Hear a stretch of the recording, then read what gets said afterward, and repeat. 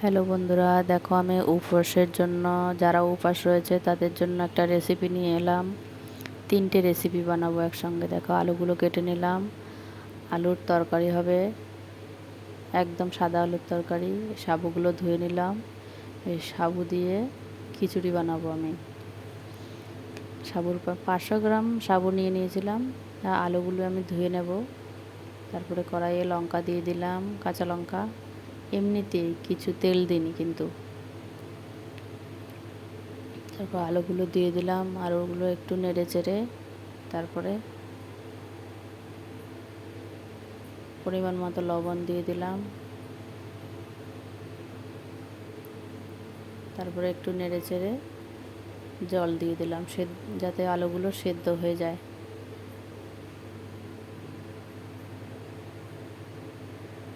দেখো বন্ধুরা, আলুর তরকারিটা হয়ে গেছে।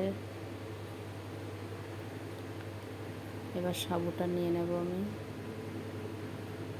সাবুর পায়েস বানাবো। দুধ আগে বসিয়ে দিয়েছিলাম। তারপরে সাবুটা দিয়ে দিচ্ছি। তারপরে একটু চিনি কিংবা মিশ্রি দিয়ে তোমরা বানাতে পারো। সাবুদানার পায়েস বানাচ্ছি। তারপরে দেখো আমি আবার লঙ্কা কেটে নিচ্ছি সাবুদানার জন্য। আর আলুটাও কেটে নিলাম। আলুটা অপশনাল, আলু সাবুর মধ্যে দিতেও পারো, নাও দিতে পারো।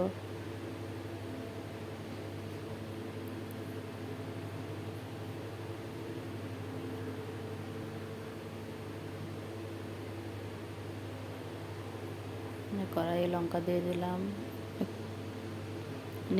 নিরামিষ তো, তার জন্য লঙ্কাটা একটু বেশি করে দিলাম। যারা ঝাল কম খায় তারা দিতেও পারে, নাও দিতে পারে। তারপর আলুগুলো দিয়ে দিলাম। আর আলুগুলো একটু নেড়ে নেব।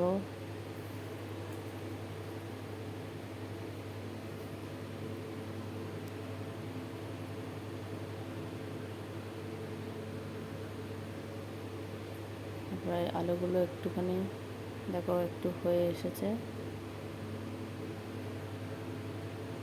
তারপর সেদ্ধ হওয়ার জন্য একটু জল দিয়ে দেবো।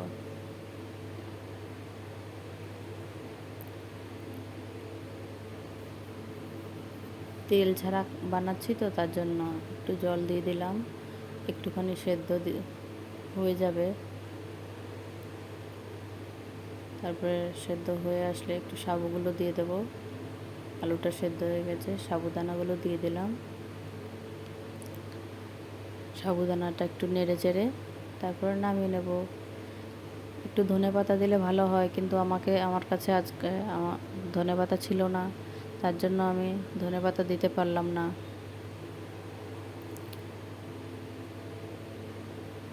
জিরের গুঁড়ো দেওয়া যায়, কিন্তু নিরামিষ তো, উপোসের জন্য আমি তার জন্য কিছুই দিইনি, শুধু সাদা বানিয়েছি। দেখো বন্ধুরা, হয়ে গেছে।